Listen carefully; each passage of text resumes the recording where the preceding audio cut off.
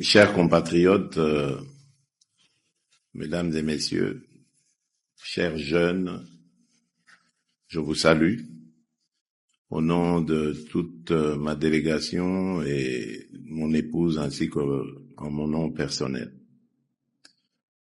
Je vous remercie, avant toute chose en tout cas, merci beaucoup pour votre mobilisation. Vous êtes pour certains venus de loin, des pays voisins. Ça me fait vraiment chaud au cœur que vous soyez mobilisés autant et que vous ayez manifesté ce soutien envers ma personne.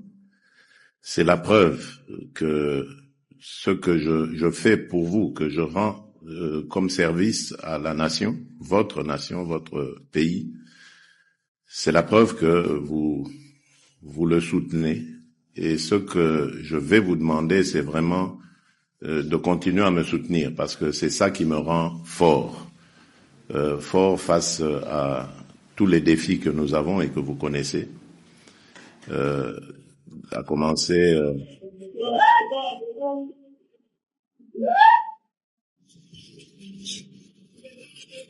commencer bien entendu par le défi sécuritaire. Comme vous le savez, nous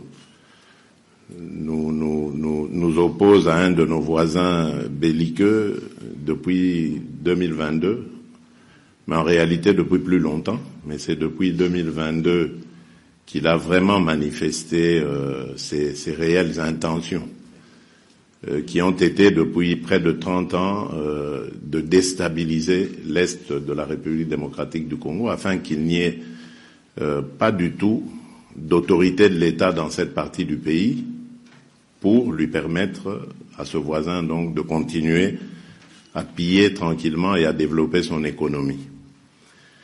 Et comme vous le savez, nous sommes à la croisée des chemins.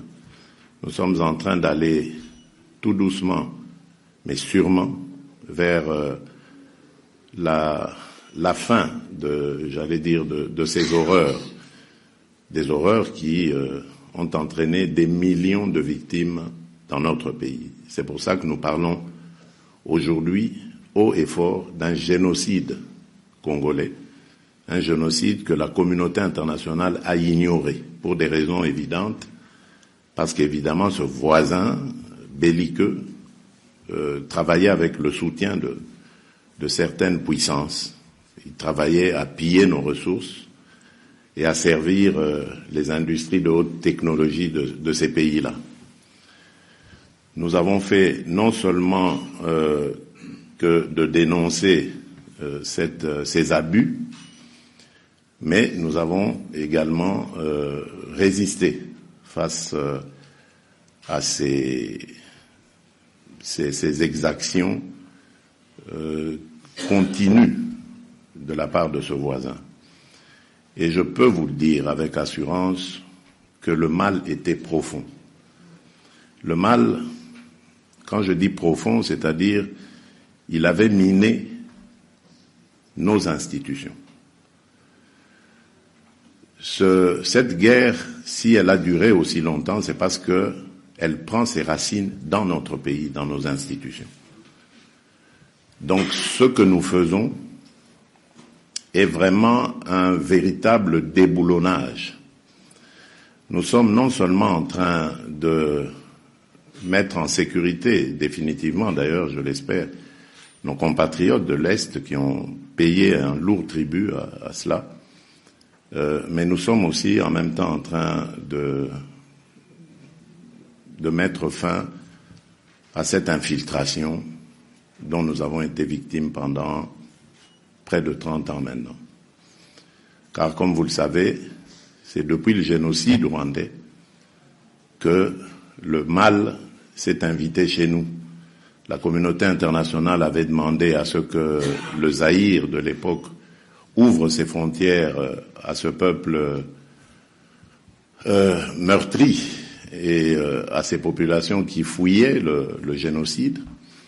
Mais malheureusement, en ouvrant nos portes, nous avons introduit ce qui va donner un prétexte plus tard à ce pays voisin, les génocidaires, et qui ont fait l'objet évidemment de poursuites, comme vous le savez. Et ces poursuites sont devenues aujourd'hui un prétexte pour 30 ans après, figurez-vous. Donc on continue à penser que ces gens qui ont 30 ans de plus que ceux qu'ils avaient à l'époque, donc ils doivent tourner autour de 60 ans, voire 70 ans pour certains même, si pas 80, constituent toujours une menace, soi-disant, pour ce voisin. Vous comprenez donc que ce n'est qu'un prétexte qu'on a brandi pendant longtemps pour justifier